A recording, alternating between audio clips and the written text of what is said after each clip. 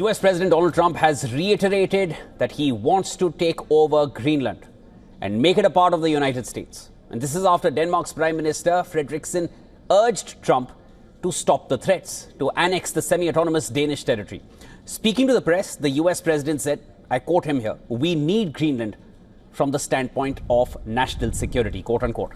Trump's renewed desire to take over Greenland comes just days after US Special Forces captured Venezuelan President Nicolas Maduro and his wife from Caracas.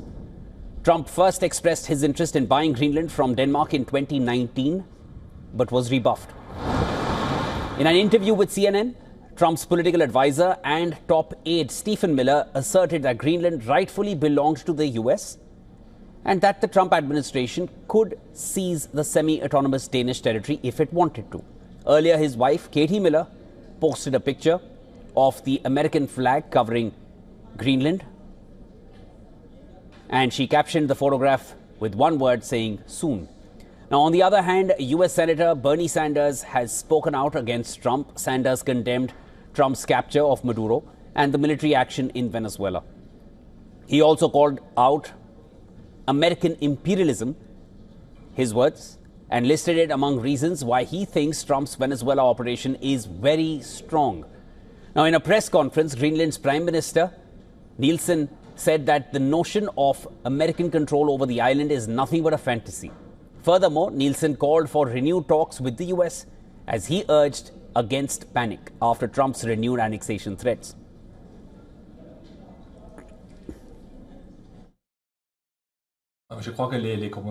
I believe that President Trump's comments constitute threats toward the Danes and our society. This is not something we appreciate. It is not acceptable in the civilized world, in fact.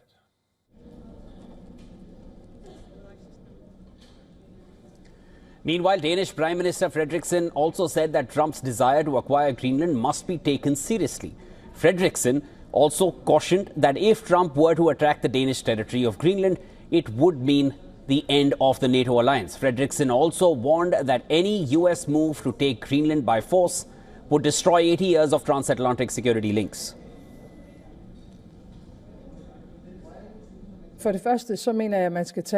Firstly, I believe that the American president should be taken seriously when he says that he wants Greenland. But I also want to make it clear that if the United States chooses to attack another NATO country militarily, then everything stops. That is, including our NATO and thus the security that has been provided since the end of the Second World War.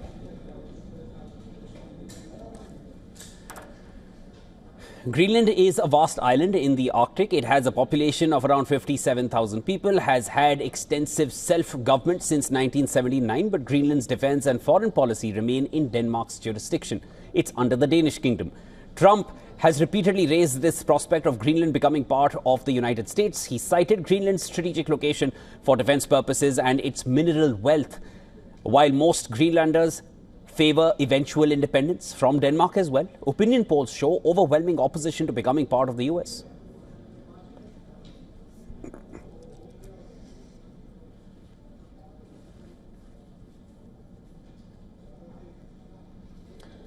The US president time and again has made his ambitions and desire to take over Greenland very, very clear. But will he be moving on Greenland? His ambitions, his desires have become more and more clear ever since the happenings in Venezuela and the capture of Nicolas Maduro. I'll be discussing this further now. We have with us Anne Elizabeth Moutet. She's a columnist for the London Telegraph who specializes in international affairs. Ms. Moutet, thanks so much for joining us here on the broadcast. Always a pleasure speaking with you. Is Greenland next? Because the Danish Prime Minister seems extremely concerned about it. I think the Danish Prime Minister certainly is right to be concerned about it, because just saying it is destabilizing for both Denmark, the European Union, and even NATO. I would worry a bit less that it actually can happen, because whereas the Maduro operation is a limited operation, which was surgical, it was getting Maduro putting him on a plane, getting him out. Conquering Greenland is an entirely different proposition, and the Maduro operation took months and months and months of preparation, and I don't think there's anything going on Denmark, because we would know about this. It's completely different. Maduro was heading a rogue state. He had stolen 2 elections that had been recognized by international law. He was at the head of a drug cartel. He actually, people are sort of in shock of the American operation, but the American operation was grounded on a number of illegal points that everybody was aware of, including the Nobel Prize Committee, who gave the Nobel Prize last year not to Trump, but to Maduro's main opponent. So that's one thing. Denmark is a peaceful country. It is a member of the European Union. It is a member of NATO. The Greenlanders may have some quibbles about the way they deal with the home country, but in France we have Corsica, and these things do not mean that either Greenland or Corsica or Brittany want to leave the motherland. That's one thing. And also because you would need a military operation on a huge scale. You wouldn't need a sort of special forces operation that lasts 36 hours altogether. Ms. Moutet, this question was posed to Stephen Miller, who is a political advisor, Deputy Chief of Staff. He is a very influential name and presence in the Trump administration. For him to say, he was asked, will US carry out a military action on Greenland? And he did not give a decisive no, but he said the US will not need to. Trump has been mentioning about it time and again. The Danish Prime Minister is responding to it. The Greenland Prime Minister has also mentioned on it.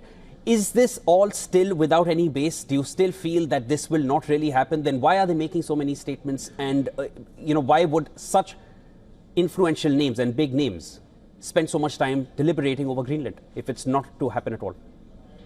I think it is absolutely part of the Trump method, and we've seen this for some time now, is you say something outrageous and everybody reacts to it, and for minimum effort and minimum expense, you've got the whole thing on the table, and then you walk it back and people think, oh, he's moderate after all. Whereas if he just said, we need to have this and this and that agreement with Greenland, they would say he's high-handed and we can't accept him. But he's done this on various instances. And I don't think it is possible to get the United States and the states it's at to attack a part of a country that is a member of NATO. I think they are aware of it. What would be the purpose, Ms. Moutet, what would be the purpose of these statements? Just to create a stir, nothing more than that? Yes, it's the same thing with Canada. When there was something last year about Canada could be the 51st state of the United States, it's not just that Canada could not be the 51st state, because they really have a very different history. But it's also that, as you can see today, nobody's talking about it anymore. But it sort of puts people on the back foot. And you can say this is not a negotiation technique that has any pride of place, shouldn't exist in international relations. But I think what happens in international relations is what you make of it. And if you take Putin, Putin has not just said that Ukraine did not exist. He has said that they were a bunch of Nazis, and then he sent tanks. And I think